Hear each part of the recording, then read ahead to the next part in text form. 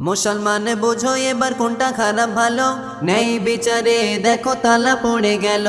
মা বাবা না খেয়ে ক্ষুধার জ্বালায় মরে, ছেলে 1000 টাকা দিয়ে পীরের পা ধরে। কোরআন খতম করে ইমাম 300 টাকা পেল, সেই কোরআন বক্তা পড়ে 20,000 নিল। বিচারটা এ কেমন হলো বিবেক দিয়ে ভাবো, ভুল হয়ে গেলে পরে ক্ষমা আমি চাবো। দানের কথা বললে যুবক বলে পকেট ফাঁকা, এদিকে ওই পাবজি গেমে মাছে প্রচুর টাকা।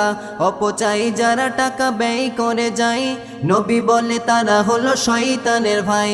মুসলমানের ঈমান ধ্বংস হচ্ছে ধিকে ধিকে, কারণ এই পৃথিবীটা এলো শেষের দিকে।